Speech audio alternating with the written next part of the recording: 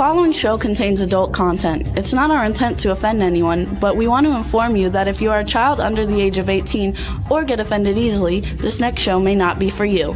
The content, opinions, and subject matter of these shows are solely the choice of your show hosts and their guests, and not those of the Entertainment Network or any affiliated stations.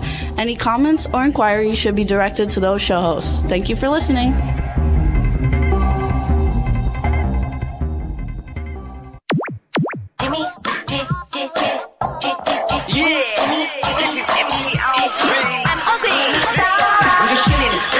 Sitting down and designing, where every man in thinking, what are we gonna be wearing?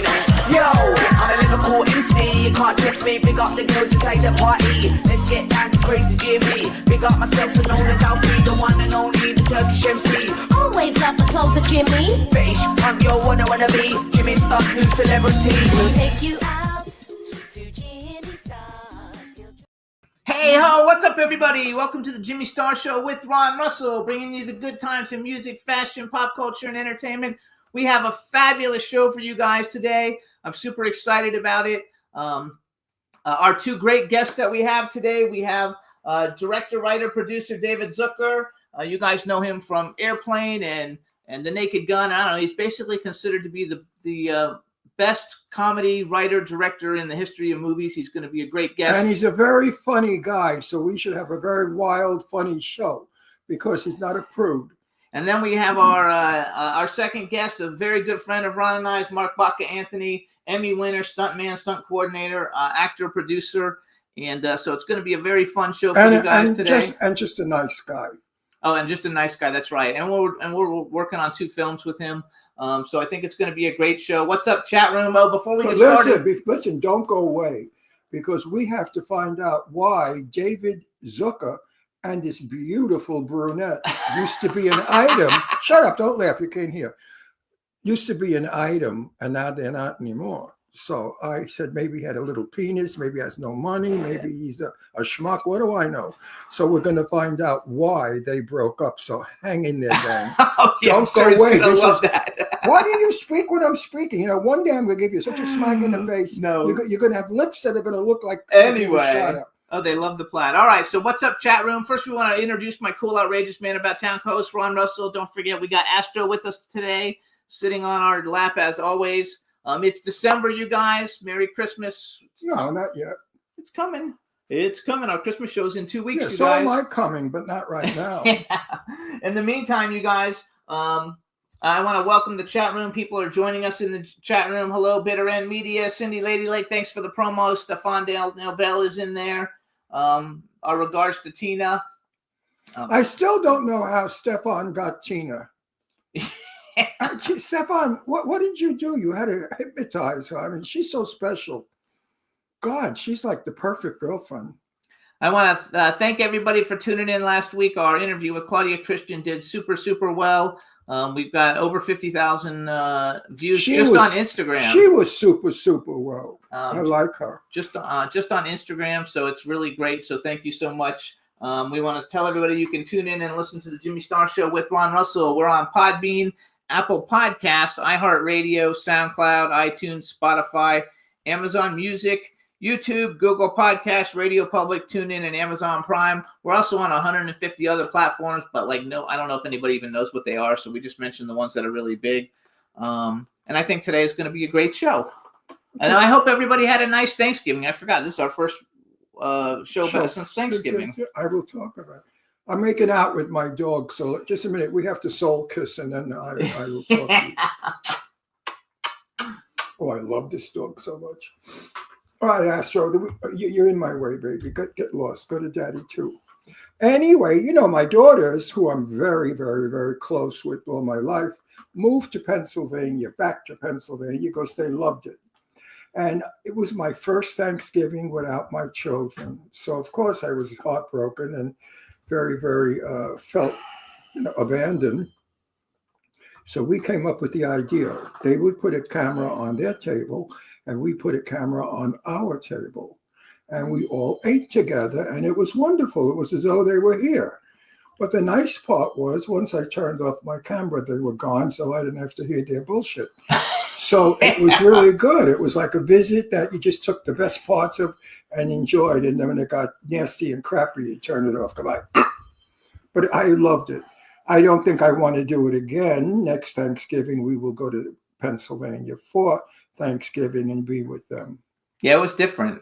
It was very, very different not to be in person. California doesn't have holidays that are nice. Christmas stinks here. Hanukkah stinks.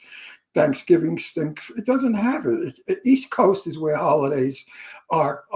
Halloween on the East Coast is wonderful. They decorate, they go nuts.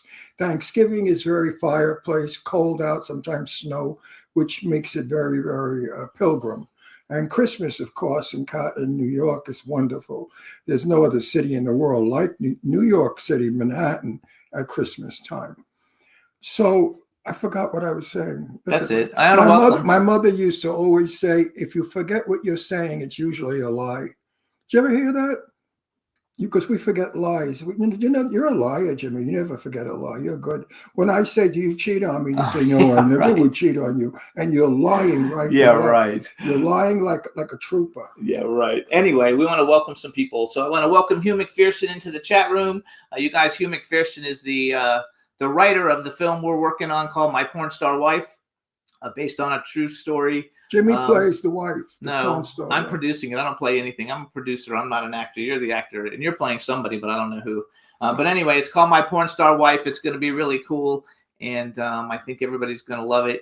And we should hopefully be shooting by the end of next year. The title is very deceiving.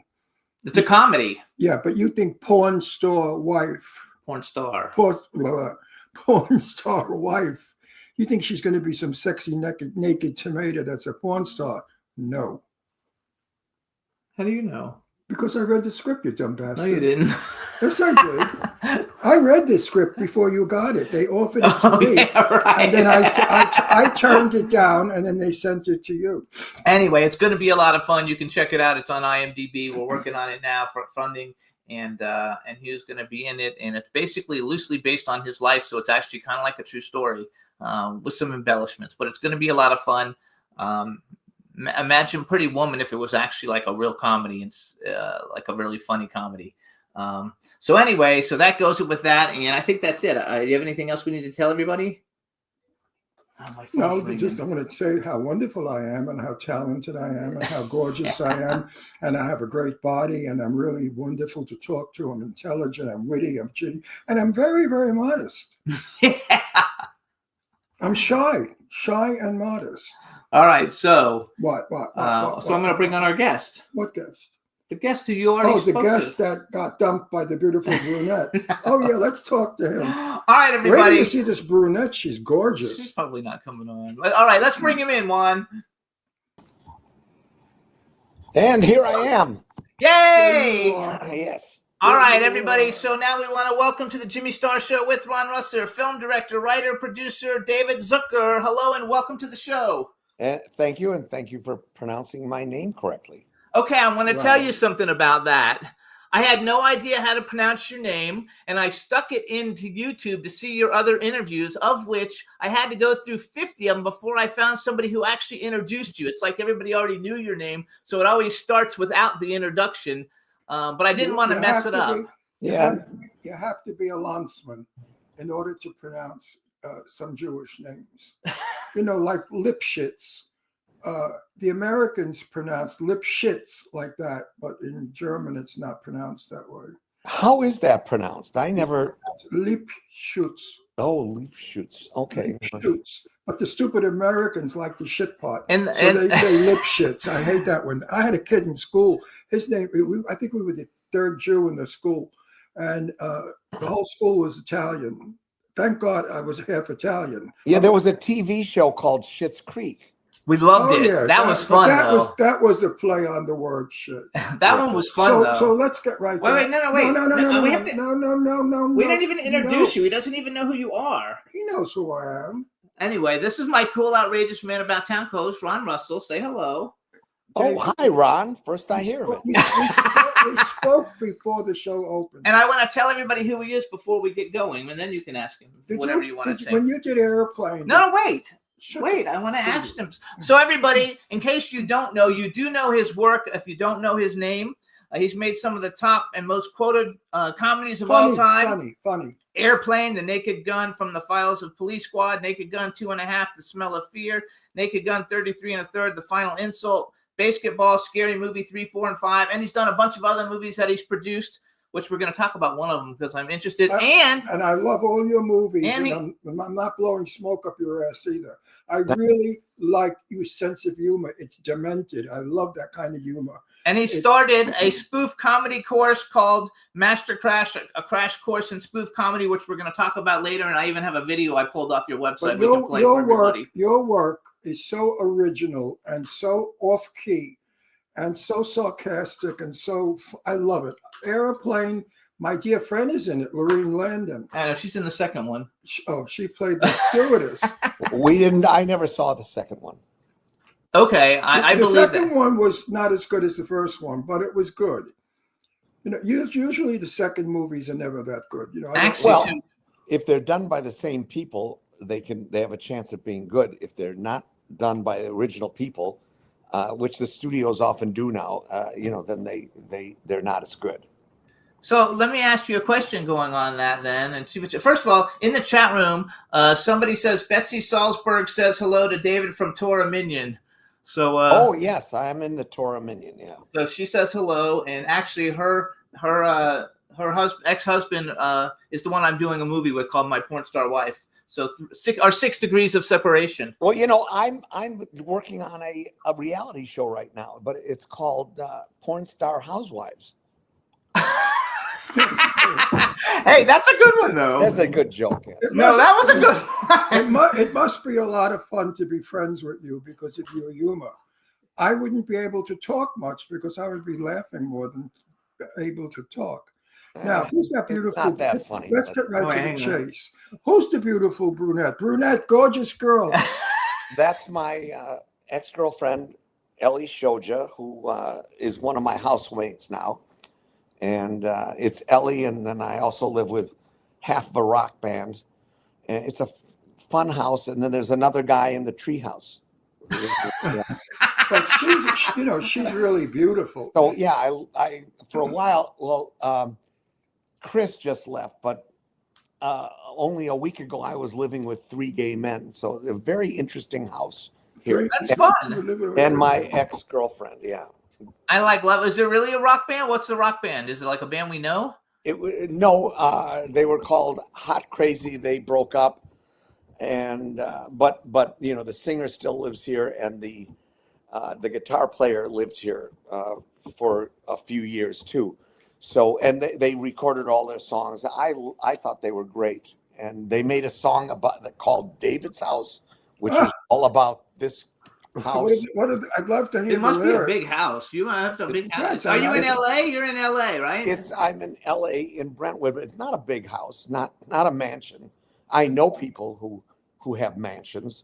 I'll bet. I know a lot of people in Brentwood that have lovely homes, cottagey kind, but not maybe 3,000 square feet, but beautiful. I don't know how many square feet this is exactly, but it's got 4 bedrooms upstairs, and there's plenty of room. A 4,000 square foot house. I've redone it many times. That's one of my hobbies is interior design. I mean, I could qualify as gay, I'm sure, because I'm so good at it. And so I'm just about done with this. So now I'm going to start on my ex-wife's house, which is on the next street over. Oh, that's cool. Oh, that's dangerous. Why? Well, my ex-wife is dead, and that was good because anything closer to me than that is bad. I get along with everybody, and I've had many relationships, many girlfriends. Only 2 of them hate me, so I think that's a pretty good Oh, that's track good. record. Yeah. Well, my ex-wife didn't hate me, but she was like a store mannequin. Very beautiful and posed and never spoke. She had no personality. She was as dull as they come. Great tits, but that's it. I can't top that. No. There you go. I want to say too, we actually met you once. Yes, we did. We didn't take pictures or anything because you were in high demand, but we used to go to those Jeffrey Gunn's info list parties, and I think in like 2019 maybe, or when we first moved here, we went to one of those parties, and you were the featured guest, and so we actually like met you, which I thought was really cool.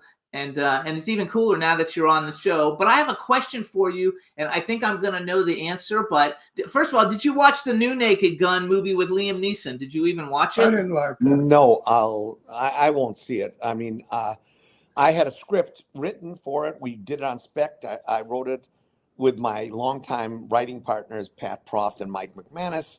And but Seth MacFarlane, who's a big, famous and rich producer, swooped in, took the franchise. He came in with Liam Neeson and did the Naked Gun 4. So I was It excluded was from so bad. It was so bad. He only watched the first 15 minutes and said, "I can't watch this shit." Liam Neeson is a superb actor. I agree 100%. He is so good, Oscar quality.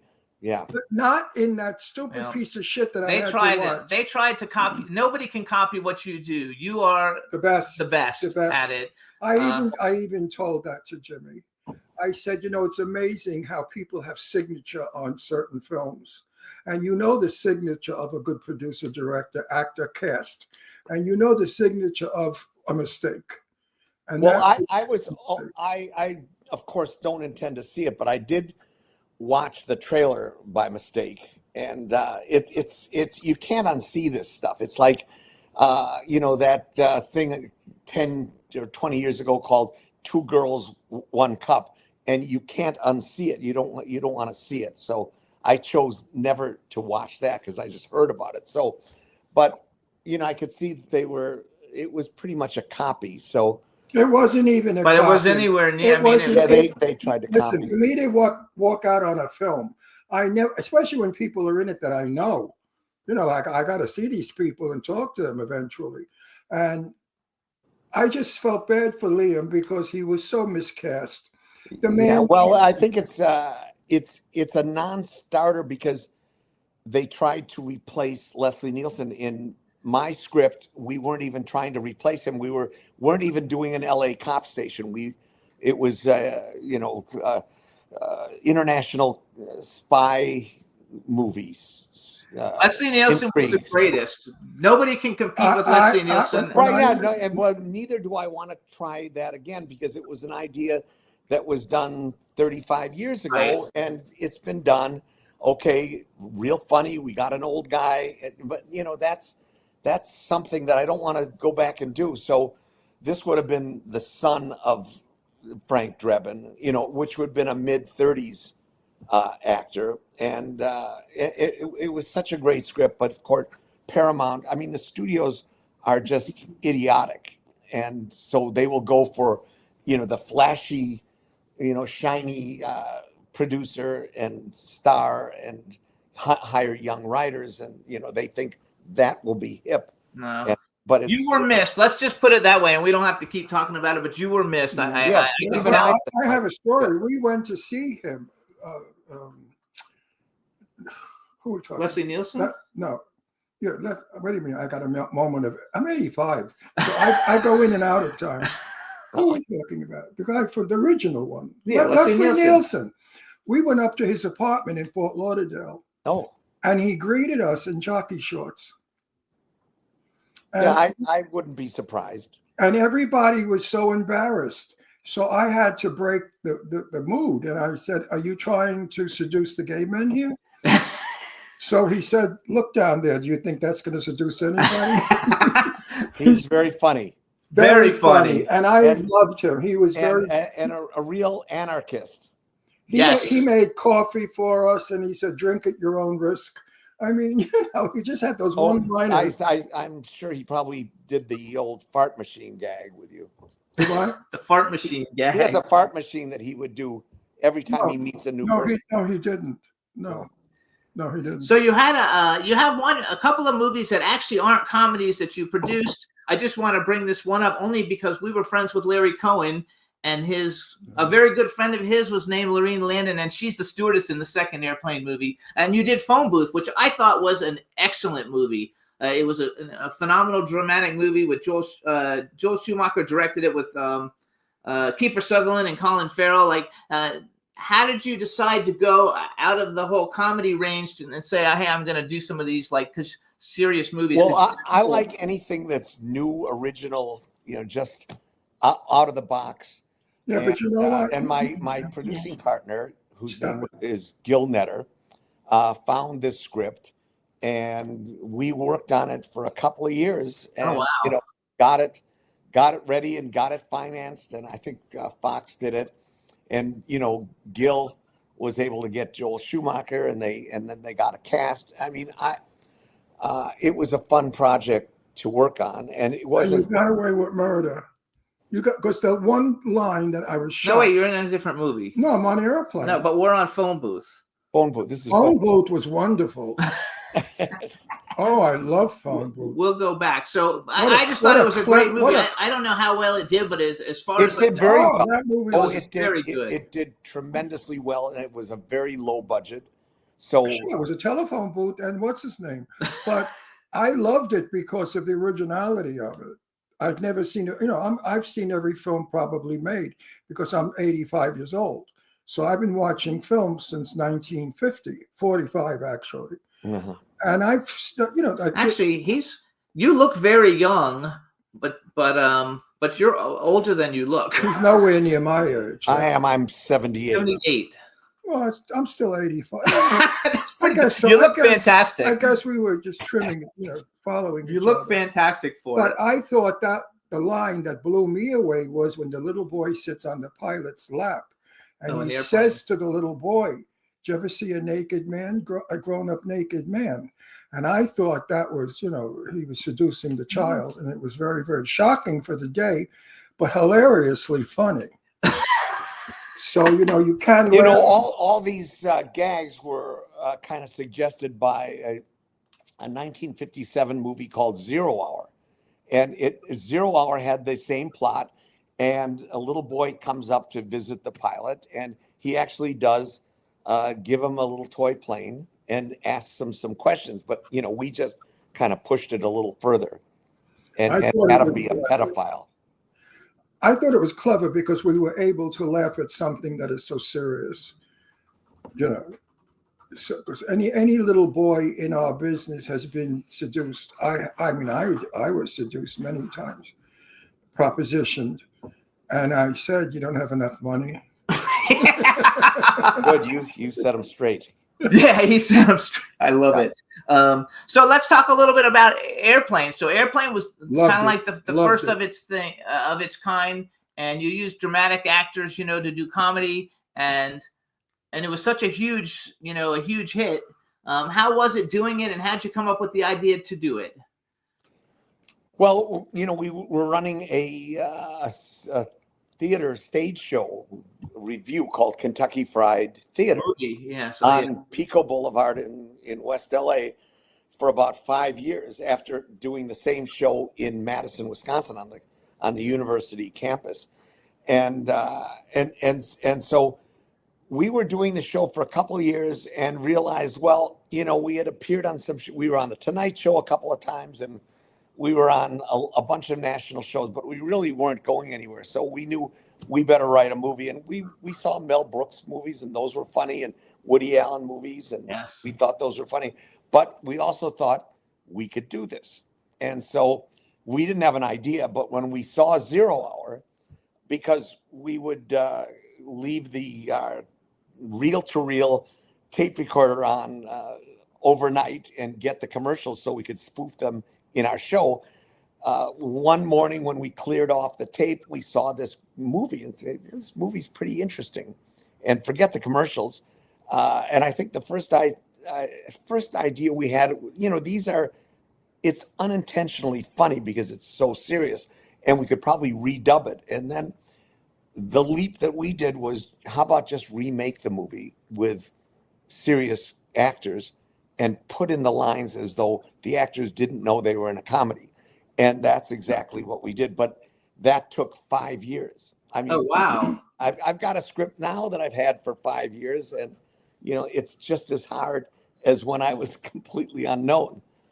I am so glad you just said that, actually, because like I produce movies. I've produced a bunch of movies, and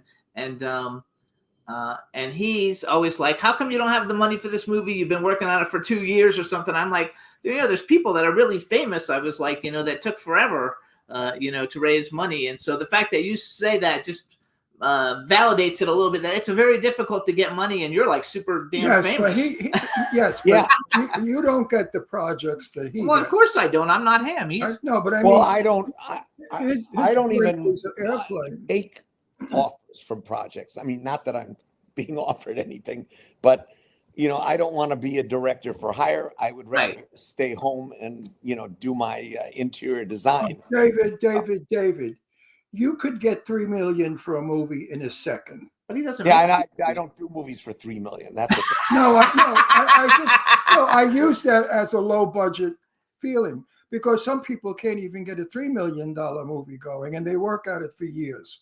Well, and I know people who are high net worth individuals who invest in movies and that are like $1 million, $2 million, even $5 million, and they're no good. You can't get a good script. You can't get a good director. I mean, and the budget range that my new script is in is still very low budget, but it's like 12 or 15 million. Every now and then, one slips through the cracks. There's a film that you should watch. It's called Blind, Oh, he won't watch that. and No, it's Marcel horrible. Welz did it. It's about a movie star who has laser surgery and is accidentally blinded. And she lives in her beautiful home in the Hollywood Hills. But there's a psycho out there that moves into her house, and he lives in the basement, and she doesn't know it. It's a thriller. It's a low budget. I mean, low budget, like I- no money. I'm in some shitteroos. I'm in some movies that when people say, "What's out?" I don't tell them. Because, no, really, I'm too embarrassed to tell them I'm even in the friggin' film. So I just ignore it. But this film was done. He's German, from Germany, so therefore he has that wonderful. You know how Europeans film and do, interestingly. Just to give you an idea, because I can't say the budget, but it's a five-figure budget. That's how low the budget is. It's very, very low. And it did very well. They made a sequel to it and ruined it because the sequel became Chop 'em. Because my first one didn't make any money, so the second one is a chopper film. The minute you chop people up in a movie, it's over for me anyway. Yeah. You don't do horror though, right? You don't like horror. No, I don't really like horror movies. However, Neither do I. I directed and co-wrote Scary Movie 3 and 4. So Yes. and those, and I didn't realize you could do a spoof on a horror movie because I thought it was already, they're not really grounded in reality, but I guess they are because the Wayans figured it out and they did the original Scary Movie, and it was a big hit. I love Actually, Scary. those movies are hilarious, though. Scary And did you movie. Did you know the movies you were spoofing? Did you know what the movies that you were spoofing were when you did it? Of course, I mean we not when Bob Weinstein said, "Okay, we want to do Signs in the Ring." I'd never heard of them, so I had to go and see them, and so we wrote the script with Craig Mazin and Pat Proft. I love it. I think it's fabulous. I love that movie. I really like your work, and I'm happy to say I don't have to lie about it. Because, Which is what you usually do with your guests. That It depends on who they are. no, because a lot of times I have to lie and I have to make believe I like what the shit they put out. But I feel I can't say you stink and your movie's horrible. That wouldn't make a good show, would it? Yeah. So it's nice to have honesty once in a blue moon and to say to you with an open heart, I love your work. I crack up from it because I like avant-garde spoofy stuff. Well, about a month ago, I was at a screening of Scary Movie 3 at the Gardena Cinema here, and I did it with Simon Rex. We did a Q&A afterwards, and Simon brought his friend Sean Baker, who won like 17 Oscars for Anura. And so I met him, and he was full of praise. He loved my stuff. I had never seen any of his movies. So I didn't lie. I just said, great. But then went and watched Anora. It really is good. Yeah, it was really good. It's not an accident that thing won Best Picture. That's And the different. girl who's Wait a minute. starring, who That- won the that Academy was- Award, was in Scream. She was in Scream 5. That was in person. Now, when I'm on a red carpet and I run into somebody that's got a movie that's somewhere, I tell the truth. I say, I didn't see your film because there's only he and I. But when I'm here with 5 million people watching, I'm not going to hurt anybody's career. So I say, oh, yes, I've seen your movie, when in fact, I've never seen their movie. And I lie. And that's what But we I do. see everything. No. But it's really not a lie. It's a white lie to help the guy. But again, I repeat, in your case, it's honesty. I love your work. I love your movies. I watch them over and over again, and I see something new in them, and I crack up laughing because I'm from the 1940s and 50s. And in 1950, if you remember, we had a lot of spoof movies out. It was a spoof era. Everybody was spoofing on everybody. I wasn't born yet. So that's my mentality, and I think you're a genius, and I don't mind saying it. And if you don't like it, go fuck yourself. Good point. Yes, thank you. So let's talk about your class. You have a class, spoof. I wrote down spoof comedy course, Master Crash, a crash course in spoof comedy, breaking down the 15 essential rules you use to write, direct, and edit effective comedy. Tell us a little bit about your course, and then I'm going to play a little video I took off your YouTube channel. Wait a minute, it Mel was- Brooks. Now you gotta love Mel Brooks, right? I do like Mel Brooks. You don't love him. I love Mel Brooks. His Blazing Saddles. I did not stop laughing, and I never laugh much in movies. I never stopped Especially laughing. today. I mean, Mel Brooks is another genius for No, some. he has a lot of funny gags in his movies, and I often use scenes from his movie to make a point. I love in Young Frankenstein. Did you remember when somebody says to Marty Feldman, "Your hump was on the left side, now it's on the right side. What's the deal?"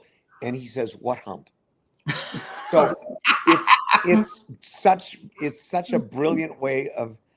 It's wonderful. So many people are not self-aware of what's going on. So I always use that, what hump. And recently, And my favorite part of Frankenstein is when Madeline Kahn is making it with Frankenstein, and she starts singing, "Ooh," and then goes into the high note. yeah. I thought that was hilarious. And No. and when Marty Feldman, he starts going into Groucho, and he just starts doing saying a line. And those I are- can't remember what the line is, but some very funny things. However, the movie, it doesn't really have a character that you can follow all the way through, which I had to learn the hard way. You got to have some character grounded in reality who I realize the plot and the characters are as important as the jokes, probably more important. Yes, it is. The movies that I've done, which have had those character arcs, have always done well. And the ones where I did not do as well. It's something that Peter Farrelly does well. He did Something About Mary and Dumb and Yes. Dumber, and his movies that have been really big hits and successful are ones that he's paid attention to that main character, and that's what I'm teaching anyways in my class. Mel Brooks was gifted to have Marilyn Kahn. All the Marilyn cast Kahn. that she had, they were brilliant together. They all were like magic. They worked. That nobody was thumbs up or thumbs down. It was all equal. It was wonderful. Yeah, he had very talented casts. Very talented. And my brother and I just did we were doing the Mel Brooks documentary. I mean, we were just interviewed for it. So then that'll come out, I don't know, after another year. So I love it. So before we go to the spoof comedy thing, in the chat room, someone said Kentucky Fried Movie is a masterpiece. Where did the name Samuel L. Bronkowitz come from? we just thought it sounded like a real one of those old line producers, and we were just kind of a seat of the pants production, trying to, everything. We didn't have any credit or anything, and our producer Bob Weiss was trying to rent equipment, and they wouldn't give him credit, or they wouldn't want to let their equipment go. So he started saying, "This is for Samuel L. Bronkowitz Productions." Sounds important. It sounded important. And Which brings one me- lady that he asked that said, "Oh, is he still making pictures?" So yeah. it brings me to this. The greatest comedians ever were Jews, and primarily from Brooklyn. Brooklyn Jews have the best humor. I know because I'm from Brooklyn. And we cracked up. Everybody was funny. All the old Aldecocker men, they come out with things that you drop dead laughing from. I mean, one-liners, and they never meant to be funny. So what happened was Hollywood, which is very primarily Jewish in production and direction and most of everything, the talent is Jewish humor. And I'm not saying it because I'm prejudiced, but I'm saying it because it's true.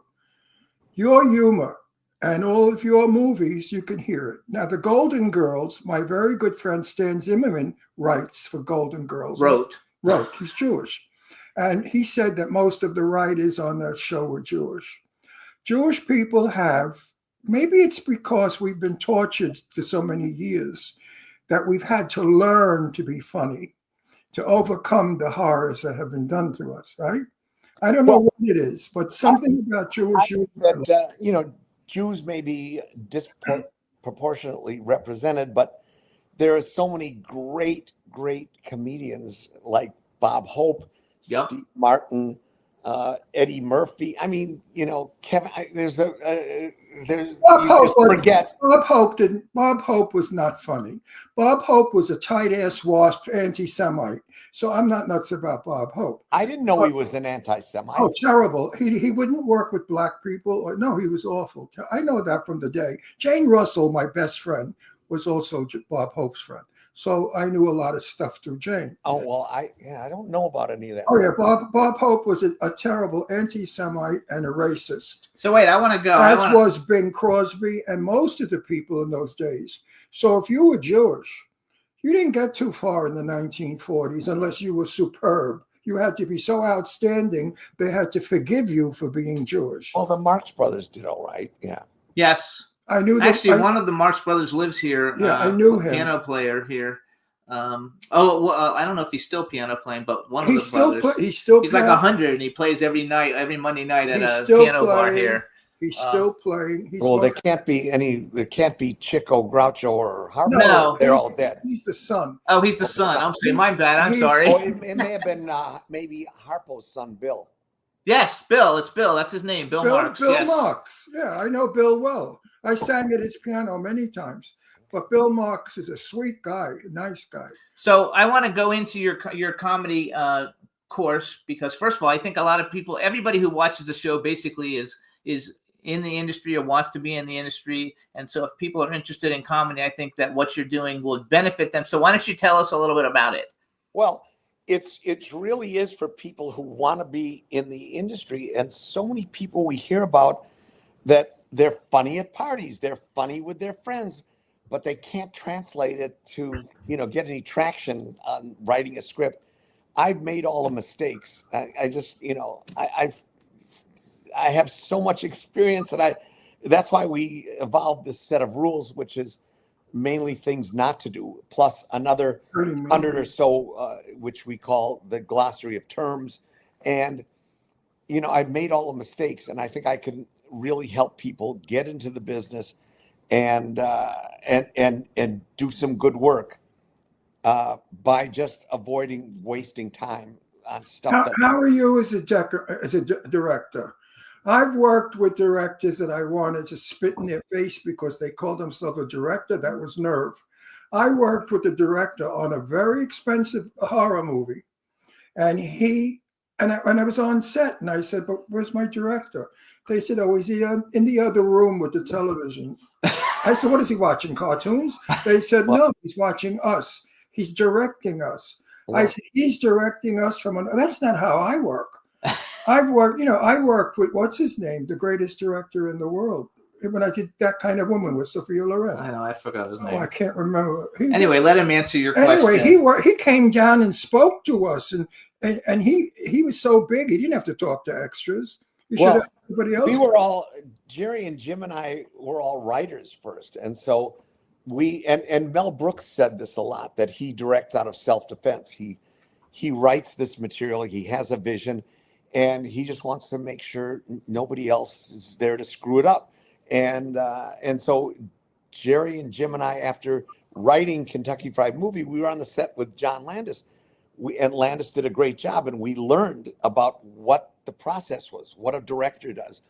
And but we also knew that when we did Airplane, which was our next movie, we had to direct it ourselves. We couldn't, and Paramount wanted to shop it around to other directors and everything. We just knew that, why do we need a middleman? We can do this. We watched what Landis was able to do, and Landis added a lot of great jokes, and we just learned what the process was, because we had never even been on a movie set before Kentucky Fried Movie, so we were ready to do it. And then we had the great advantage of having this movie 0 Hour to spoof, and so that had the whole plot, character development already there, and we didn't even realize how important that was until we did Top Secret, and we didn't really know about that, and so we corrected it, and then we did Ruthless People, which had Great movie. Yeah, Ruthless People was written by Dale Launer, a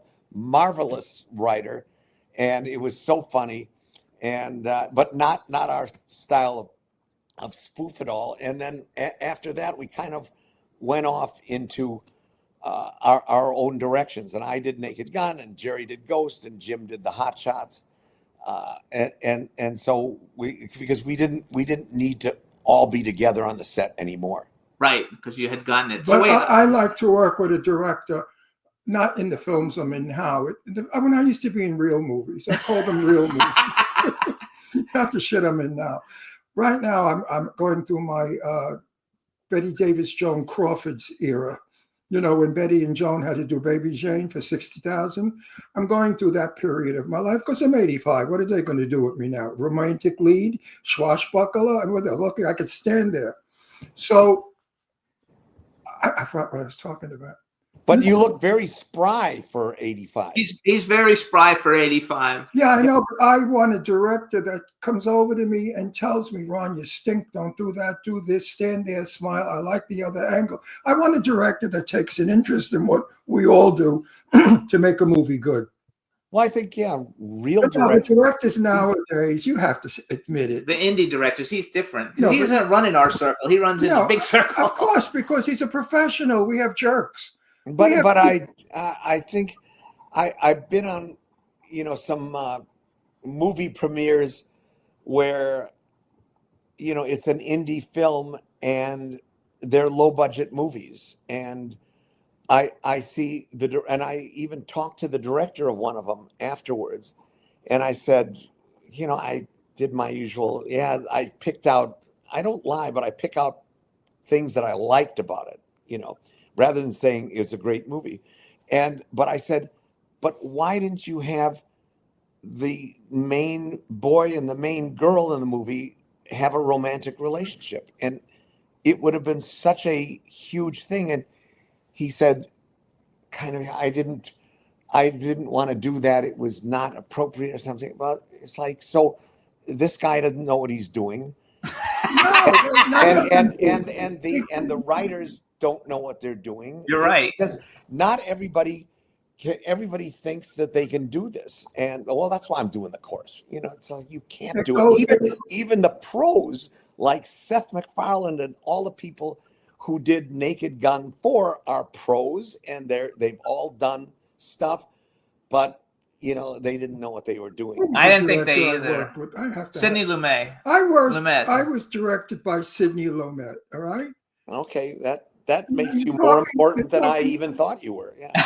Wait, you're talking about Rolls Royce. When you talk about Sidney, you're talking about Rolls Royce, because as big as Sidney was, and he was big, He would talk to Sophia Loren, Barbara Nichols, George Sanders, and us extras the same. He had that intelligence to know that it takes everybody to make a movie, not just the star. Yeah. Well, there is such a thing as like common decency and respect. I mean, Yes. you don't want to talk down to people, no matter who they are. He never. So wait, I had beautiful big black hair, and I wanted my hair to show so I'd stand out. You know, everybody wants to be an actor. And I took my helmet and I held it, threw it in the back of my neck. He came over. He said, "Soldier, put the helmet up." I said, "Why? And cover my hair?" And he started to laugh. He thought that was funny because I had the balls to say that to him. So I put the helmet up. But when we filmed, I threw the helmet back. So I think if you see it in the film, I don't know if my helmet's back or on. Anyway, I want to go back. So first of all, hey Juan. But he was wonderful, Sidney Lumet. Hey Juan, stop. Juan, we want to do. I sent you a video. It says OG Naked Spoof Comedy, and we're gonna just play it for everybody. I pulled it off of your YouTube channel, and it's about your class. But I want you to introduce it, and then we're gonna play it. It's only a minute long, and hang on, and we'll be right back. But you introduce it for us, and Juan, hopefully you got it.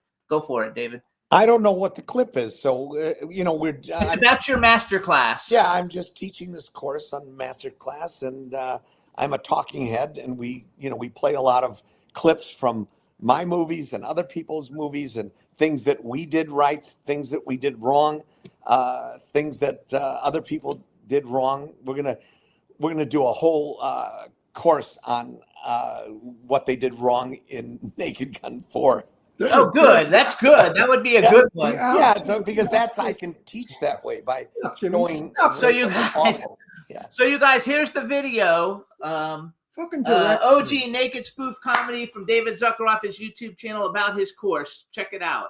Hi, I'm. It's like I don't think I can do this.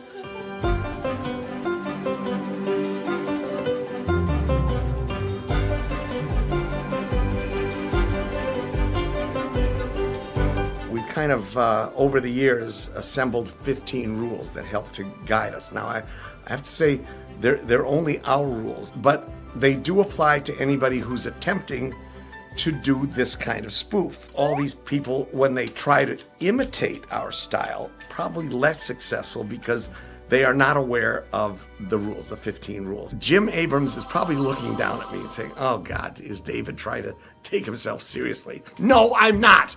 And it's none of your business.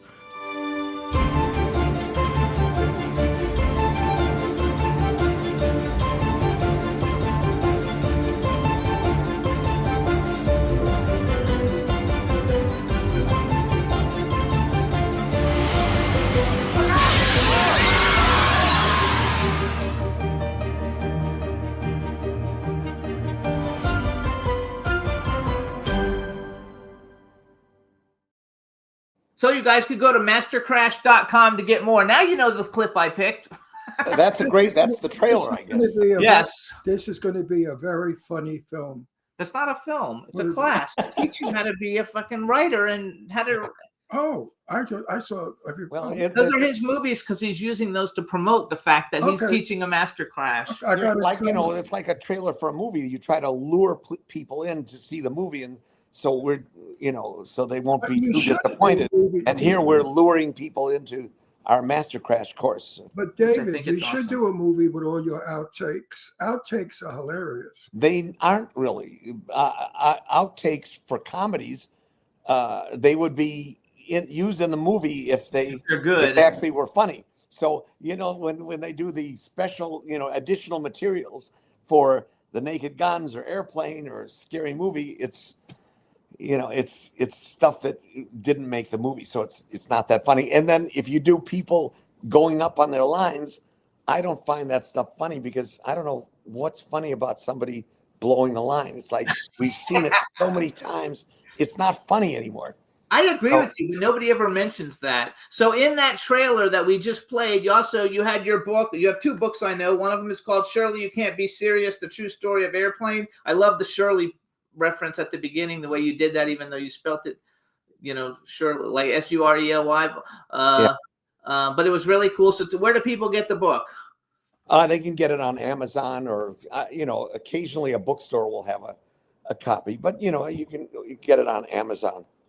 I love it. And then you have another one, Before the Invention of Smiling: The Incredible Journey of the Zucker Family from Horse and Buggy to Indoor Plumbing. Yeah, I love history, and I read all nonfiction history biographies, American history, and so I was also interested in the history of my family, because from the time I was 5, I would sit at my grandmother's knee, and she would tell stories about how she grew up in this little village in Hungary, and how they had to sneak over the border to get into Poland, and they went in a covered wagon to a train station in Krakow, and the whole journey. I was fascinated that this was some adventure that my family had, and so I started researching it, and then using the internet, I could get all this information, including the Ellis Island records, and I had exact dates, what ship they came in, and anyways, so it's done, and I do a lot of humor in it too. So I have all that stuff from my grandmother. That nobody came here illegally back then, because you weren't allowed. They used to spray them. Imagine they'd spray the immigrants with something because to disinfect them. They'd spray them with a hose. I talk about that, but yeah. So let's go into because we have to go. So here's something I like to ask everybody, and I'm not sure how to ask it for you. So let's just do it this way. Bucket list. If you could have directed any movie that's ever been made, or you could, if you don't like that question, you could go to like, what is your favorite movie? That you really like. And the second part is, if you could direct any actor, living or dead, who would you have liked to have worked with? Well, I wish I could have directed Brando in Airplane 2, because that's what our idea was. Bob and Julie fly down the plane. He takes her home to meet his family, and they get married, and it's The Godfather. And we didn't even want to do it on a plane, because Jim and Jerry and I always wanted to do something original. We're not like Naked Gun 4, just doing a copy. And so if we could have done that, we could have probably gotten Brando. It would have been. Yeah, but if you got Brando, you wouldn't have hair on your head today. There's no. You There would have aren't pulled any. it all out. He was impossible, because Lorraine Landon, who we spoke about, actually, it's my niece was married to Brando's son, Christian. And Brando was a very impossible person to. Well, he was in a spoof, and some director directed him, and I'd have to ask that guy. But I'll tell you, there is no actor that I haven't been able to deal with, even the ones they said Are difficult. Were difficult. I never had a problem, because I would always be aggressively insulting toward them, and they loved it. I bet you could never direct Faye Dunaway. There is no one I couldn't handle. Good for you. I love that. I love that. Faye Dunaway is insane. Everybody. Yeah, that's worked I with her find a way. I find a way. I've never had a problem. Even Val Kilmer, we got along great. He was moody, but actually, they asked that in the chat room. Talk about Top Secret and the late Val Kilmer, another classic. Yeah, Val was great, and we would run into each other in the years after Top Secret, many years after that, and he was always friendly. And when Jim and I would talk about it, we figured out that Val was a Juilliard trained actor. And we gave him this crazy script, and it was our fault that we didn't give him a character. And so I know that he was lost, and yet it was his first movie. And so he had a lot of respect for us as director. He assumed we knew what we were doing. We really didn't. And he still powered through it. But I remember he was a quirky, very serious guy. But whatever it wasn't his fault. And this is part of the thing that I'm trying to teach in Masterclass. You think you know what you're doing. You're so confident that you know what you're doing, but you may not. So, and this is what happened with Seth MacFarlane. He can print money. He's got, Family Guy and Ted, and all. He's like he can buy and sell me 30 times over, but in spoof, he doesn't know what he's But he doing. I couldn't, have to say, he Ted is. couldn't beat you in talent. That's for sure. I think that Ted is funny just because I thought it was very funny. But most of his other movies, I would never say. I don't think any of them are better than what you do. I think what you do is fantastic. Everybody, go to masterclass.com. Master Crash. Master Crash. Oh, I'm sorry, mastercrash.com. And his Instagram is themastercrash.spoof. And his Instagram is the David Zucker. And I had to look at how I wrote Booker down so I wouldn't mess up your name on the thing. Oh, Have you ever seen the movie that Zsa Zsa Gabor made, Maidens from Outer Space?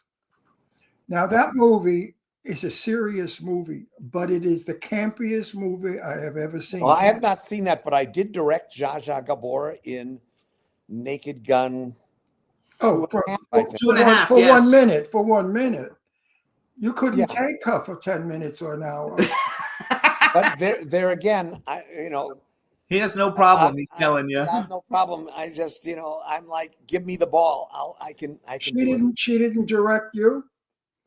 No, she was. She didn't Everybody was tell you how completely she didn't pleasant. say to you, David, this is how I should do it? No, never. Nobody. No one would dare. I'm David Zucker. Don't you want? I love it. So real quick, you have because I Hey, actually wait a minute. I want to say something. David, please come back again. Oh, I hope you enjoyed our show and come back. I have. Of course, I'll come back and yeah. You're very interesting. Endure You this have again. a lot more to say than and you said. have a new movie about Malta, something to Malta. This is the Star of Malta.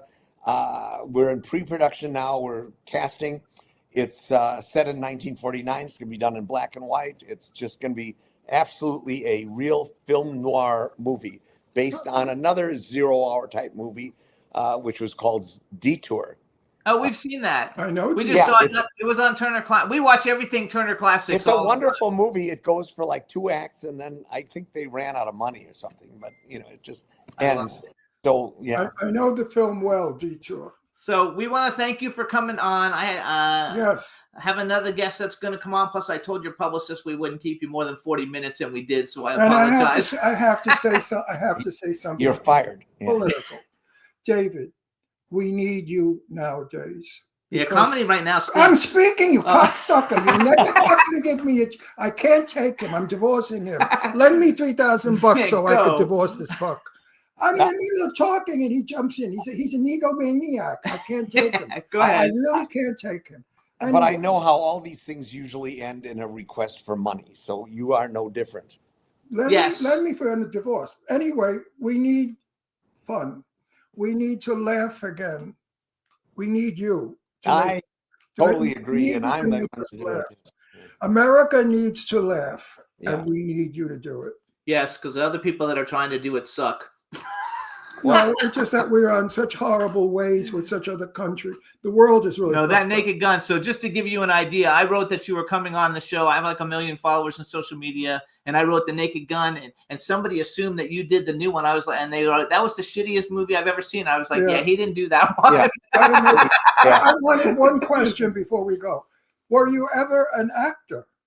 Oh, well, in our Kentucky Fried Theater show, we all acted, Jerry and Jim and I, and Pat Proft. We were all, because we didn't have enough money to hire real actors. So, we did it. And we could perform our own material. I love Makes it. you a better director. I find directors that were actors are better directors. Well, and the fact that we had a live sketch show, we had that feedback, instant feedback from the audience. We kind of learned what was funny. right. And also, our piano player in the show was a guy named Steven Stucker, and he was the flamboyant air controller in Airplane. Oh, there you go. Okay. Yeah, we wrote the part for him. I love it. So, everybody, this is David Zucker. Thank you so much for coming on. Congratulations on all your success, and the best of luck with the Star Malta 1-2. Thank you, Yes, guys. David. Thank you so Okay. much. It's a Bye-bye. pleasure to meet you again. Bye bye. Take care, babe. What a nice guy. What a nice guy, you guys. All right. Hope you guys enjoyed it. He was See, great. now that's talent. That's what makes the business better.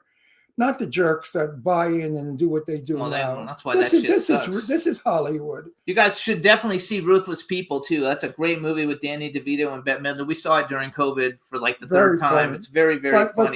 David is Hollywood. He's it's the real McCoy.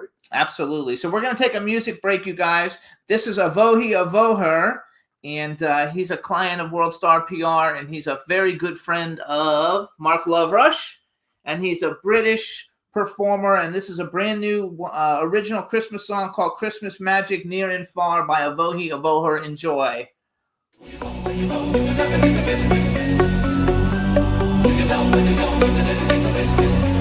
Snowflakes fall, blazing lights. All the world is feeling bright. From Tokyo to LA nights, we will dance till morning light. On the rooftops under stars, parties bursting out of bars. From Brazil to Zanzibar, Christmas magic near and far. Happy Christmas, feel the beat. Snow is falling at our feet. Voices rising in the street. Together now, let's make it sweet. Shimmering in Paris air, jingle bells and glowing flare. All unite, the joy we share. Meet me at the market square. Laughter echoes loud and clear. Cozy nights with those most dear. From downtown Seoul to here, let's all spread the festive cheer.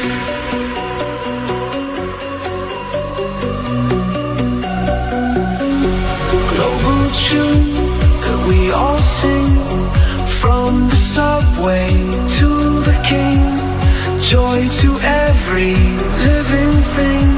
This Christmas love is taking wing.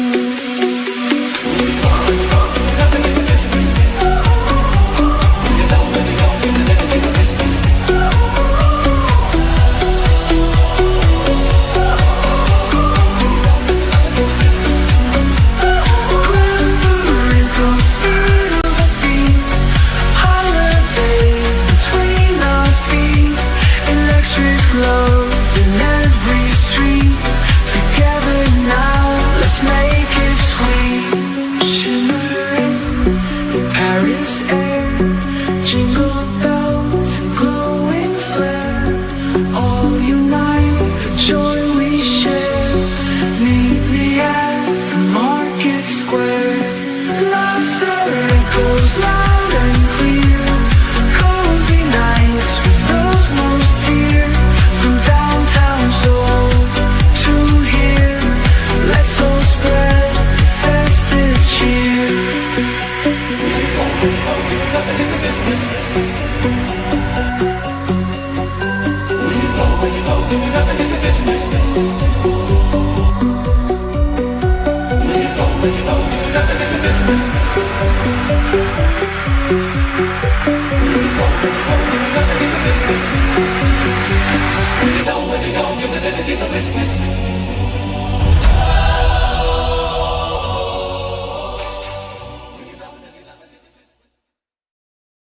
Yay! That's Christmas Near and Far by Avohi Avoher, a UK artist. He does dance music, but he also does classical music. And we have 6 minutes left, so we can talk about something. But I have one other song I want to play since we have time. I'm mad at you Okay. Why are you mad at me? because you direct me. You shouldn't direct me on our show. If you want somebody else, I will leave and you could replace me with somebody you could push around and direct. I don't want to direct. If I'm in the middle of saying something I funny know. Well, I just messed that up. So and you interrupt, you step on my line. Ugh, anyway, not professional. That's what it is. that's it. No theater In background. the meantime, No everybody's saying it was a great interview. no theater training. Jimmy hasn't any theater training at all. That's true. I don't. So he doesn't know how to work as a team. When you know, we have a button, we call it a button. We build up the joke and then we hit the button, which makes people laugh. So if you come in before I hit the button, everything I said before goes to waste. It's not funny. Well, I'll work on it. You know, I did stand up for 30 years. I know how to do comedy. I'll work on it. In the meantime, we're gonna play one other Christmas song, you guys. This is also a Vohi Have of Her. yourself And the name of this is a remake of a Away in the merry Manger. little Christmas. So this is a Vohi of Her, Away in. Okay, Spirits please stop. No, I'm not.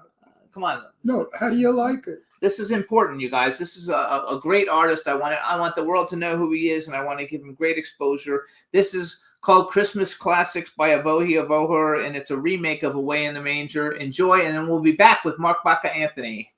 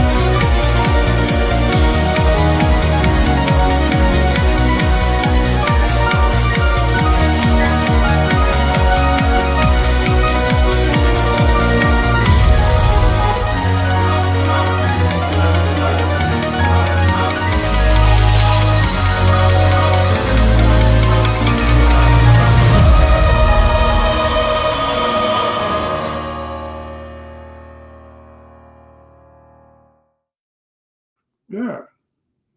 That's actually No, the other girl. Oh, I don't know then who that is. Hey, everybody. So The what's other up? girl, the girl that was there with the baby. I don't know what you're talking about. When we ate out in the patio at the house. That was the lady who owned the place. That's not who. That's nothing. They owned that place. Where we had lunch. They owned it. That's not a lady. She wasn't with us. Where we're shooting the film. No, never mind. Forget it. Wait. We went to the We went to the winery, and the lady came out with the baby because she owns the winery. That's who I thought was his daughter. The lady with the baby. Yeah, but that's not our guest. The other guy who owns it was a different person. I know that. I'm Okay. talking about the young That has girl. nothing to do with anything, though, that we're doing. Anyway, guys, Ron's confused. I'm not confused. So here's what we're going to do. We're going to bring on our next guest. Baca, what's up? Hello. Get out of here. Stop that. Stop. Put that out. Put that out. That is so cool. Everybody look at that. Baca just lit his arm on fire. You know, Jimmy is sick. He thinks the person on fire is cool. It is cool. It isn't cool. That's what he does for a living. I don't give a shit what he does for a living. I don't like that stuff. Hang on, Oh, we come want to on, Ron. introduce everybody. Now we want to introduce Emmy winner, actor, producer, stuntman, stunt coordinator, Mark Baca Anthony. Hello and welcome to the show. What's up, buddies? How you guys doing? We're good. You know, don't put yourself on fire for your act because everybody's sensitive to that. The woman in the subway No. that was put on fire, and now a I'm done man with in fire. the subway. A man last week was put on fire in the subway. So people are very shy. So you guys, just so you going on know, fire. Mark Baca Anthony owns Extreme Force Hollywood Stunts, and that's what he does for a living. And he's a genius. Yes, he's a great stuntman. He's actor. great. And according to He doesn't need fire. According to McKenna Smith from Texas in the chat room, who is his significant other, Nicole, he's smoking hot. Say hi to Nicole in the chat room. Yeah, I better. You gotta like I'll say love hi it. right here. I like love Now, it. when you met us, did you find me nice? You remind me of Junior from Sopranos. You say what you feel, you just say it, and that's okay. I love that. Right. No, I just found that the fire scared me. I don't like it. No, because I like you and I don't want to see you on fire. It doesn't please me. I'd rather see you do something exciting, like jump from an airplane and land on a horse. Well, Nicole would probably rather me go on fire than do that. Trust me. So you guys, Yeah. we met. Actually, I was introduced to. We actually call him Baca, and we were introduced to Baca from Jeff Caperton, who's in the chat room right now. Jeff, And Jeff, that picture of you young is adorable. You were a cute little boy.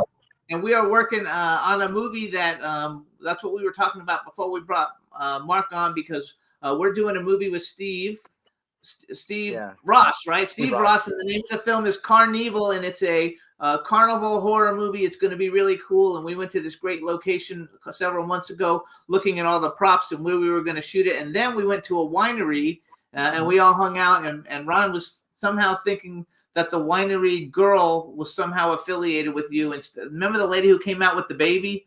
Yeah. I thought, yeah. I thought it was your daughter. I thought she's so young looking, that woman. That Yeah, woman looks yeah, she was. 19. Yeah. She's like 40 or something, and she looks 19. Yeah, I don't know. So I thought she was your daughter. That's what we were talking about before we got on. Right. Anyway, all right. So let's talk about you a little bit. First of all, you guys, Mark is one of the coolest guys I know in Hollywood, and he lives in Texas. I used to be in And- LA though, but I'm in Texas now. What's so funny about living in Texas? Because he's my Hollywood friend who lives in Texas. Hollywood friend, hello.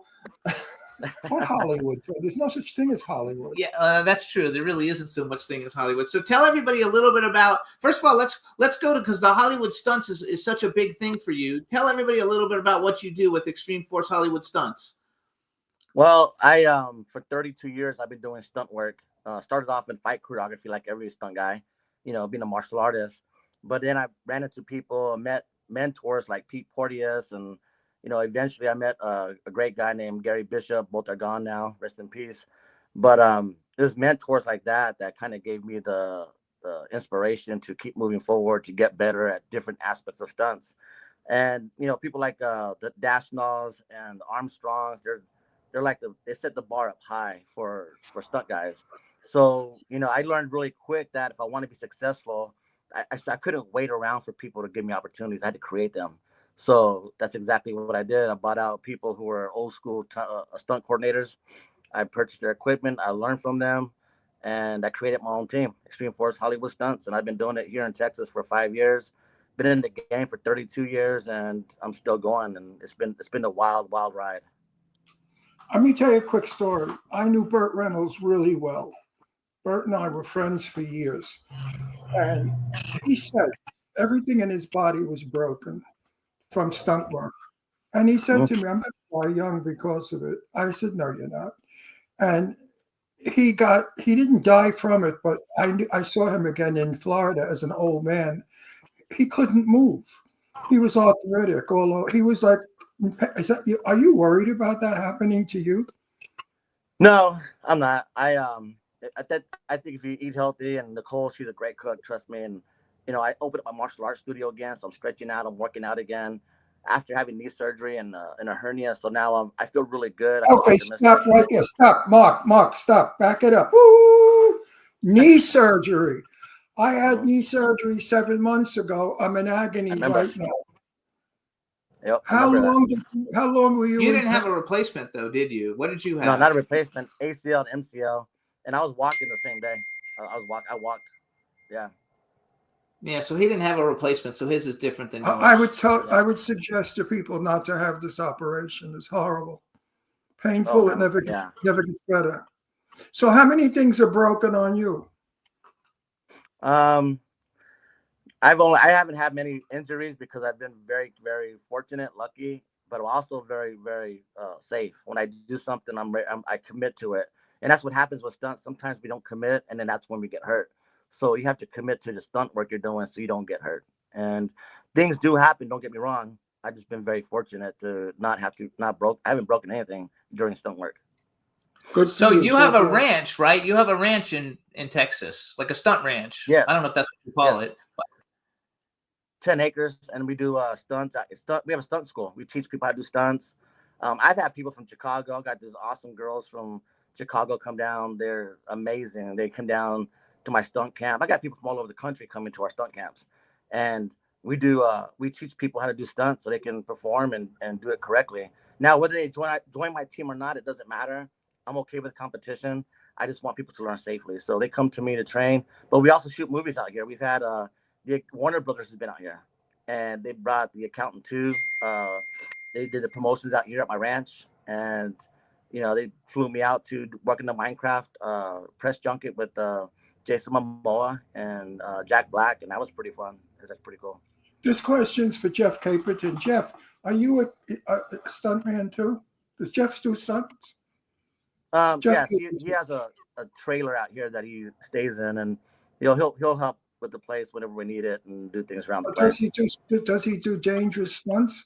Jeff, answer. You're in the chat room. He's in the chat room. He does. Fuck. he does. I don't know if he's still there. Oh, he does do stunts? Yes. He says yes, not at the same level as Mark. So he's not. He's like a lower level. So what are some of the kind of stunts Wait. How do you define levels of stunt? Well, I don't like to brag because that's not who I am. But like I can, light my whole body on fire, my face, my legs, down to my toes, everything. Stunt driving, I've jumped cars, crashed cars, rolled cars. That's very dangerous, and I've done that. And I know how to prep the cars for that too. Do you do like stunts like flying in the air? I threw my body through the air. Yeah, so I jumped out of a 6-story building through a window. You jumped out of a 6-story building. I can't hear this. As a young boy, did you have a death wish? Actually, as a young boy, I never thought I'd make it to like 30, and here I am, almost 55, and I'm still doing it. So I was a daredevil. Take it easy, kiddo. You don't have to be Superman.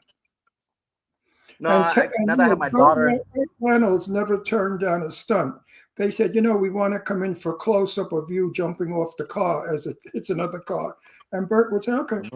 I don't know if you guys caught that too, because he doesn't really brag, but The Accountant 2, the Ben Affleck movie that's like $100-something million movie in Minecraft.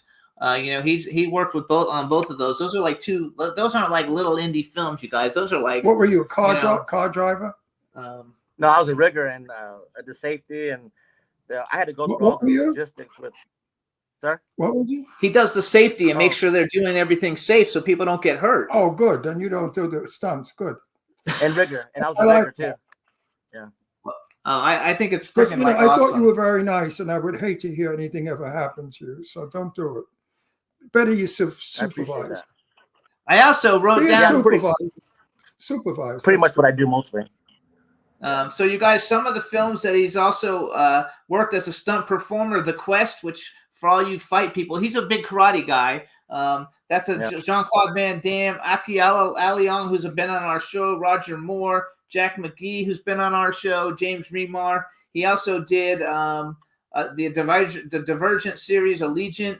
He was a stunt performer with Naomi Watts, Shailene Woodley, Theo James, Jeff Daniels, Octavia Spencer, Ansel Elgort, Miles Teller. I mean, these are like huge things. And he does indie stuff too. And I today before we got on the show, I was like, oh shit, I didn't bring a video that we could play for Mark. And so you guys, he did a movie called Six Wheels from Hell, but he's an actor because he also acts, and he's a really good actor. He has another film called The Powderhorn, where he plays that we're turning into a featured film that he's playing one of the lead characters. But he did this movie Six Wheels from Hell, and he plays the mother trucker. He plays Mother Trucker, the psychotic killer trucker from hell. I like the motherfucker. Yep. No, Mother Trucker. Not motherfucker, Mother Trucker. And also, we want to real quick before we play the trailer and let you talk about it, just give a shout out to April Rawlings, who's in the chat room. Hey, April. Oh, April's amazing. April's amazing. She's a stunt performer from Chicago. That girl has so much talent. I'm gonna put her in some gigs. She's amazing. Like, we have to use her in some of our films. Yeah. Are you in our movie, the clown, the whatever movie? The clown movie? Is it a clown movie? It's called Carnival. He's one of the producers. Yeah, he probably will be somebody. I'm in another fucking clown movie. It's not a clown movie. It's a carnival movie. There's a big difference. I've done 6 clown movies. I'm done with clowns. No, this is going to be a good one. This is I have nothing to do with clowns in this movie, right? There's a clown in it, but there's lots of people in it. It's a carnival movie.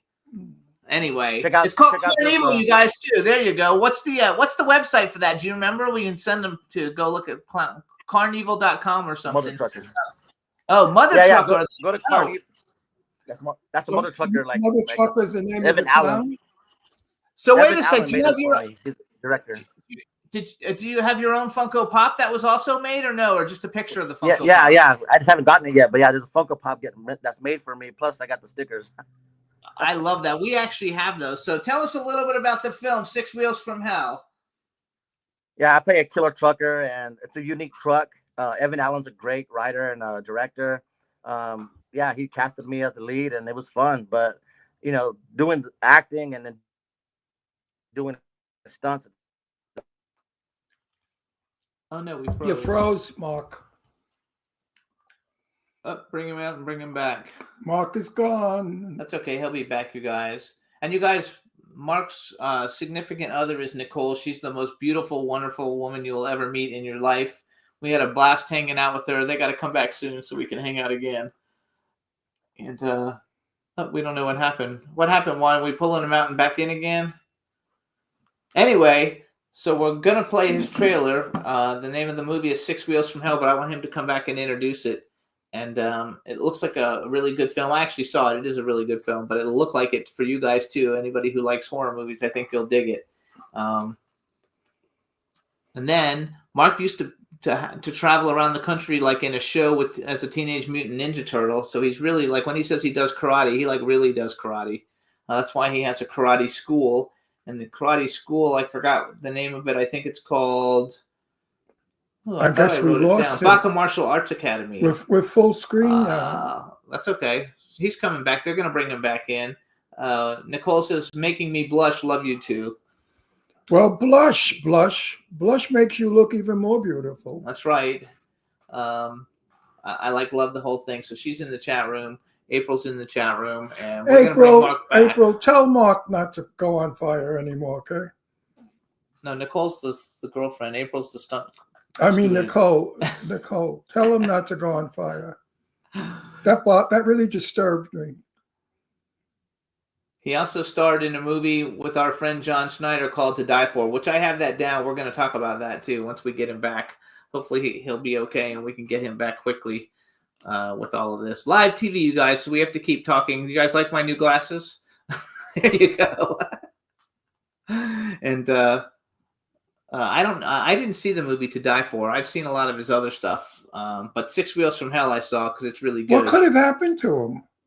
Bad signal, bad Wi-Fi. There's all kinds of things that happen on these shows when things are going on. So what's up, chat room? Are you enjoying yourselves? I hope so. We're having a pretty good show. Both of our guests are fabulous. And he's safe, but it's always nerve-wracking. Nicole says he's safe, very safe, but it's always nerve-wracking. Yeah, but I don't like that fire shit. I really don't go for that. That's dangerous. That's so dangerous. That's what happens though when you're a stunt person. It is dangerous. I know how they do it. I know how it's done. The trick of the fire. Still, it's a dangerous thing. You can hurt yourself. Oh, absolutely. But when he jumps out of a 6-story building too, he could hurt himself doing that and driving cars and rolling cars. I mean, what a way to make a living. Every minute you're ready to die. No, that sucks. Well, now he teaches people too, though, and I'm that's a glad. good way I'm to make glad. a living. I'm happy Mark is a teacher. He's not doing that crazy shit anymore. Oh, he still does it. It just depends. So you guys can check out his Instagram. It's Extreme Force Hollywood Stunts, and it starts with an X. So XTREME Force Hollywood Stunts is the Instagram, but the actual website, I think you write the whole thing out. Extreme EXTREME Hollywood, Extreme Force Hollywood Stunts. And Juan, maybe we should play the trailer for his movie, just because I don't know where he is. You guys, so this is a short trailer. The name of the movie is called Six Wheels from Hell. Mark Baca Anthony plays Mother Trucker, the psychotic killer trucker from hell. And here's the trailer, and we'll be back in a minute. Enjoy. Las Vegas, here we come! I can't believe we're all moving to Vegas. I know, right? It's a dream come true. Wow, super creepy dude. Mason, stop. I think he heard you. What if someone walked up in the back of his Sima?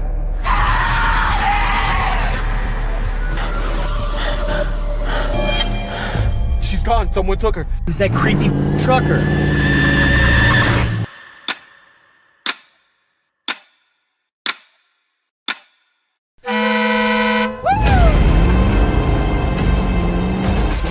What are you doing?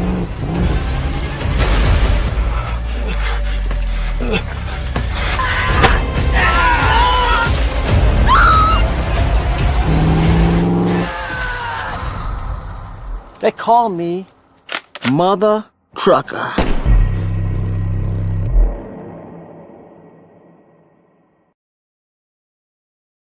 I freaking love that. They call me Mother Trucker. I love that, dude. That was so cool. That wasn't even a script. I made that up on ad lib when we did it. I thought it was cool, so I said it.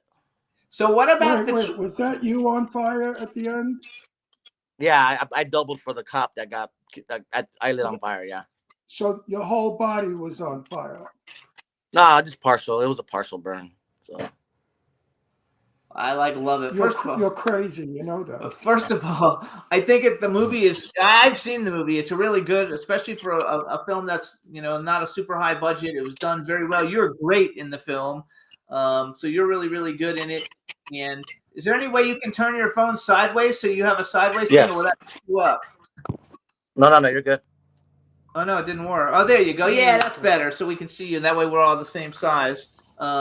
So tell us a little bit about that film, because number one, it's like you guys had to beat the Jeepers Creepers truck, so you had to get a bigger truck and a scarier truck than the Jeepers Creepers truck when you did it. Yeah. So tell us a little bit about the film. Yeah, we got lucky. So I was in Ghost Town. It's in by Vegas, Las Vegas. It was a place called Ghost Town. And the owner was super nice. He let us use that truck, and I got to drive the truck. He trusted me, and we made friends. And he gave us a lot. So we did this movie with very, very, very little money during COVID. So the Mahal brothers were right next to us shooting, and we were sharing the same space at the same time. It was crazy. Oh, that's cool. What movie were they filming? Oh, they were probably doing Tommy Knockers. Yeah, I think it was Tommy Knocker. Yeah, which is a good film. We like that, and we like them. So answer me a question. Are your parents still alive? My mom is. I take care of my mom. She lives in New Mexico, and I take care of her. She's my queen. So what does your mother think of you doing all this shit? Yeah, she doesn't like it, but she loves that I'm doing what I She's love like doing. me. She's like me. I don't like it either. There are limits to stunt work. Some people are stupid. Like Burt Reynolds was stupid, and he admitted it, that he never said no and took chances. He broke his back 2 times. I mean, who breaks their back and still does it? Would you?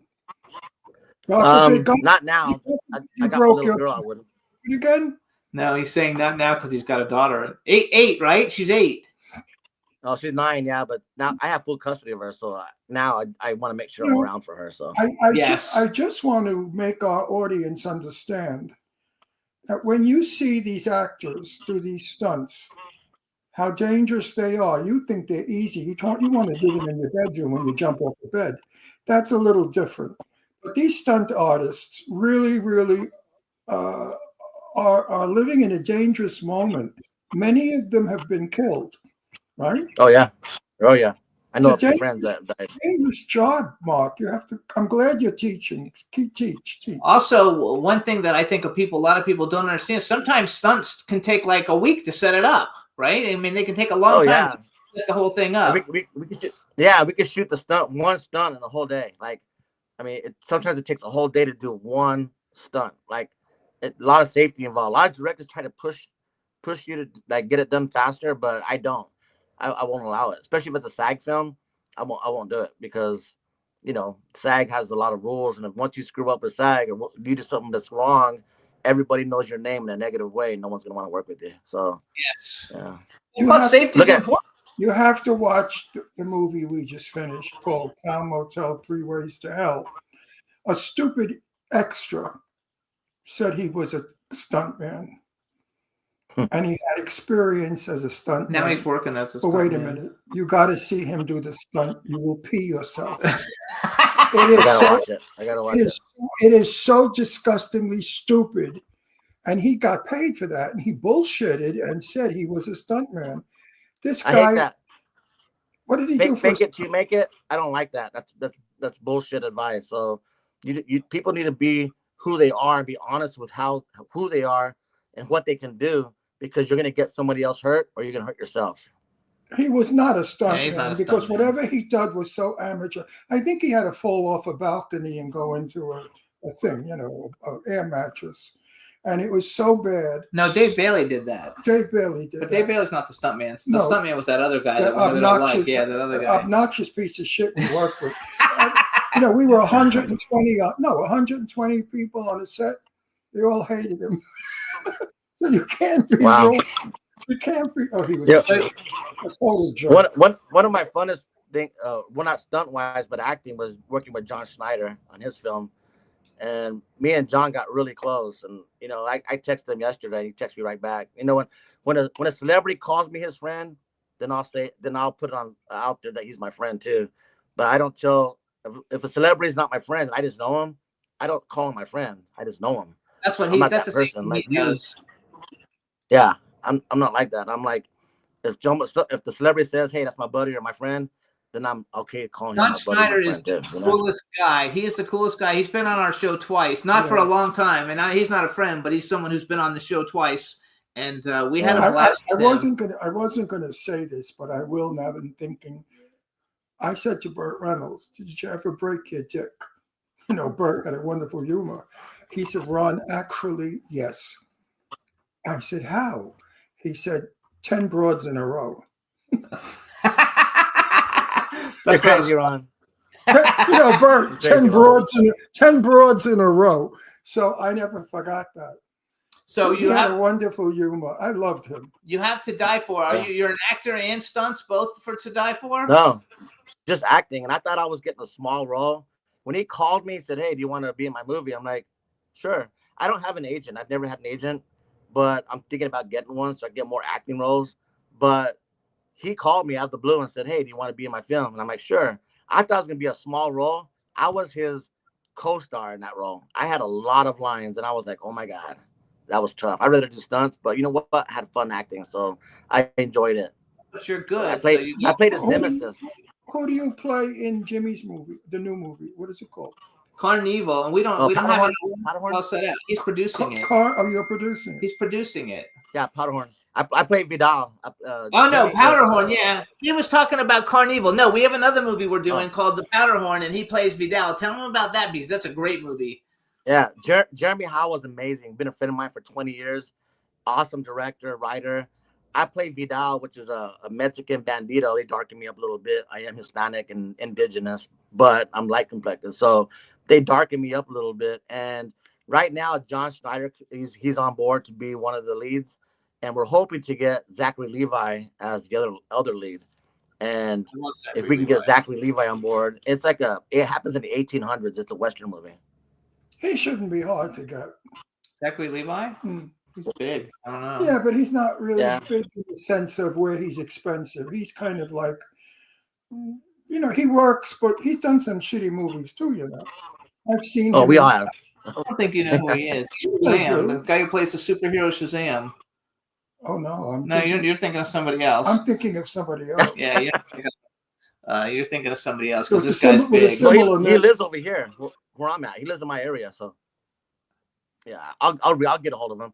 So You guys, Baca's worked with some cool ass people. Jason David Frank, rest in peace, was a yeah, he's a friend. good friend of mine. We're really tight for a long time. I don't have it here. It's at my studio, my karate studio. But Jason Jason you David guys, Frank, most The Power famous of Ranger, all he the was Power good. Rangers. right? He would And then give me a lot of Taylor stuff to Lautner? sign it. Oh What's yeah, that? Taylor Lautner, yeah, Taylor Lautner for the Guys, Twilight Taylor movies. Lautner, Twilight movies. He's like worked with Yeah. some dope ass people that are really cool. And he also has a movie he just finished shooting, and Toy two of the Maker. people called The Toy Maker, and two of the people in it are Robert Lasardo and Sherry Davis. We love Sherry You work Davis. with Oh, Sherry and Davis? Is she a piece Rashad of- Evans too, UFC champion. Rashad Oh yeah, Evans. Rashad Evans, a UFC champion. is I that- just picked the other two because we know him. Is that Sherry Davis not a piece of ass or what? She's my favorite piece of ass. I love Sherry. We're very good friends. And at every Oh, affair we go to, she always has her tits hanging out. So I take these romantic pictures with me with my arms under her, grabbing her. She's a sexy son of a bitch. I love Sherry Davis. She's one of my dearest friends. So that won't come out for a while though, right? Because you just shot that. Yeah, That'll be- it'll be out by March. It'll be out by March. And Oh, I've there you known go. Sherry Hey, for a long time. how did Sherry do? Because Pretty great. I worked with her before. She's good. Oh, what did you work with her before on? It was a movie called The Silver Case, like 15 years ago. Oh, that's so funny. Yeah. We love Well, Sherry. Sherry and I talked about it. Off camera, we know our lines. The minute we go on camera, we forget our lines. So I use a plug now. Now Jimmy talks to me. He gives me, I know my lines. I just don't know where they belong. That's funny. So you have another. It's part of 85. 85 years old. You do lose. Look at Johnny Manthis. He had to retire from singing, not for any reason other than he can't remember his lyrics. And he sang Wow. these a million times over and over again. But he's 90, so his mind. So is you guys, gone. he has another film, and we actually went to the premiere, which I thought you were going to be there, but you weren't there, right? For Roadkill, you weren't there. We didn't meet Nah, you. I wish I would have went, but I couldn't go. But director Warren Fast, he was amazing. He wrote the story, and he was so good to work with. I really enjoyed. I wish I could have acted in it, but I did the stunts. Jeff helped out. We did the stunt work, and I did all the coordinating. Yeah, I've earned his respect because we helped save the production several times, and it's those little MacGyver moments that I know how to do that help Yes. save a movie set. And he realized that, and he told me I was gonna hire a guy from Atlanta, but I hired you instead. And I tell you what, he's a state police officer too in Florida. Yes. And he's about to retire, I believe. But he's such a good Christian man, good person, just a good person all around. So you guys have a Him movie and his with wife are amazing. Caitlin Carmichael, Ryan Knutson, Danielle Harris, who's a huge, horror icon. Green Queen. Yeah. And, Your film that you shot in Texas, you hired all Texas actors because Sherry Davis lives in Texas. Well, Robert Lasardo, we flew him in, and Rashad Evans, we flew both of them in, but everybody else pretty much Texas based. We had a couple of females play escorts in my part. We're from California, but yeah. I Do- love do it. We you love get- Sherry. Wait, do you get to kiss Sherry Davis in the film? No, I promised my lady I wouldn't do nothing like that, so I don't kiss What do you anyone. say? He won't kiss anybody in a movie because of his wife. Oh, bullshit. No, lots of people do that. I love that. No, I would ball a handsome guy in front No, of you Jimmy wouldn't. to No, be in a he's so movie. full of shit. I don't It care. would never fucking It's- happen. I respect my lady. If something doesn't feel right, I won't do it. So I think that's good. You know who else? There's another actor who does that. The guy who's on Neil, Still West Neil Coast. Neil yeah, McDonough. McDonough. Yep. I love him. He's a great actor. Listen, I worked Yeah. with Sophia Loren, and I got a kiss out of Sophia off camera, of course. I asked her when we said goodbye. I said "Dame un bacio," and she said. But she kissed you on the cheek, not on the fucking mouth. Well, I aimed for her mouth, my tongue out, but I missed. I love it. Which I think it's terrific. I think, honestly, that Nicole is. I don't think so. I think Nicole is one of the most beautiful women I've ever met. She should be secure enough to know that it's only a make-believe kiss. It's not even a kiss. We don't even kiss. We go above. One lip above and one. We don't do mouths open with tongues and spit in each other's mouth. So I want to talk about a couple other things because you do so many different things and you do a lot to give back. First of all, you reopened your karate studio, Waka Martial Arts Academy. Is that still what it's called? So tell everybody a little bit about it, because if anybody's listening from Texas and they want to take classes, they can go to you. Yeah, I'm a proficient. I'm a 6th-degree black belt under Jason David Frank, the Green Power Ranger, under his style. I'm also a 6th-degree black belt in Taekwondo. I've done Golden Gloves boxing. I was a cage fighter. I did MMA for years before MMA was popular, and I fought in the cage 16 times. I got a kickboxing record. I've been kickboxing forever. I'm good friends with Mike Winklejohn, Greg Jackson, are good friends of mine. I grew up in the business, the fight game, so I know a lot of fighters. I've competed with some of the best, Shoney Carter, a lot of guys in the business. But now my focus is different. I want to build leaders. So now that I'm teaching again, to keep myself in shape and teach my daughter what I could give her my talents, but also teaching kids. I want to build leaders out of these kids, and the martial arts is different for me now. I don't want to train fighters no more. I want to train athletes.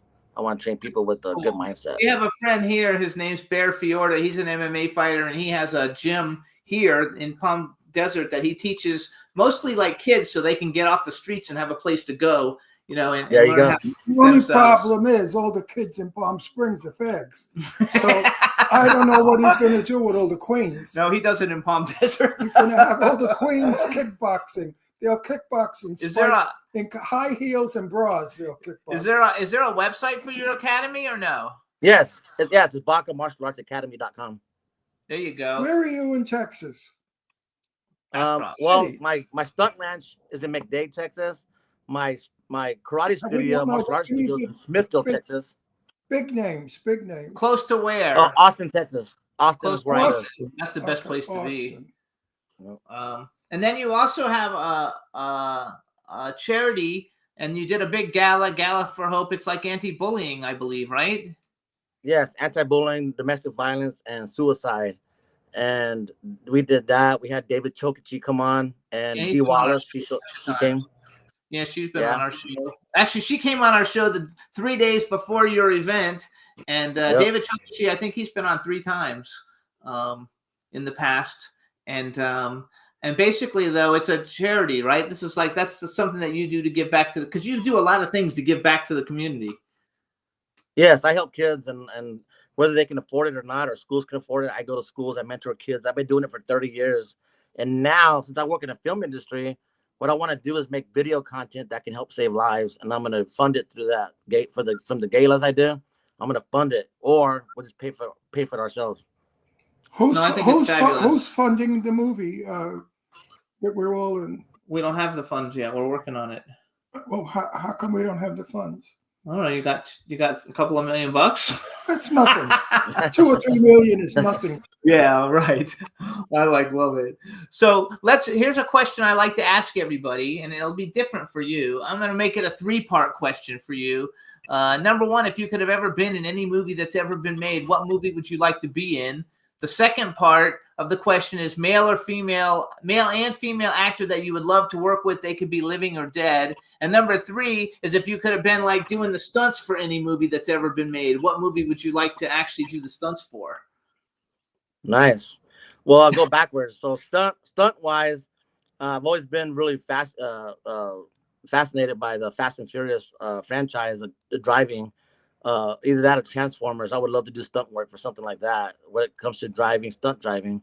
I got a good friend of mine. I actually did the costume design for Too Fast, Too Furious. Oh, wow. That's back in the amazing, day. man. It was great. And being on the Yeah. set was so much freaking fun. But they fired him No, they didn't. because all the men, the crotches were cut away. Yeah, right. It was very That's fun. funny. Okay, go ahead. I didn't mean to interrupt, but I just wanted to give No, my no, no. 6 You're good. separation. You're good. And then so that doing stunts for that, and then the second question you said, male or female who would like to work with? Male and female, yeah, and they can be living or Male and dead. female? Be. Well, one of mine was John Schneider, and we become good friends, so I kind of could check that off my thing. But if I had to pick somebody else, that Neil McDonald, I would love to work with him because he's such Yeah, a me good person. Who? I like him a lot. I respect him. I do too, and I think he got blacklisted by Hollywood, and now he's come back, because he's on that He's- Tulsa King. He's on Tulsa King. He's the guy Yeah. that was feeling up all the girls. No, he's not. No, Isn't he the- No, he got blacklisted because he was a huge star, but he wouldn't kiss any other females, and so Hollywood Yeah. blacklisted him. Oh, I thought it was the other guy that came back. He was in Walking Tall. He was the bad guy in Walking Yep. Tall with the Oh, cop. yeah. That was a Yep. good movie. I love that one Why wouldn't he kiss another actress? because he's a Christian and he doesn't believe in it. So respect his wife. he didn't do it. Yeah. Yeah, when he goes to the brothel, I wonder if he does the No, he same doesn't. thing. Anyway, go ahead. That's Next. such bullshit, No. Christian. I mean, don't we push it a little too far? I don't think so. It's a Oh. fucking movie. It's not a porno movie. It's a regular.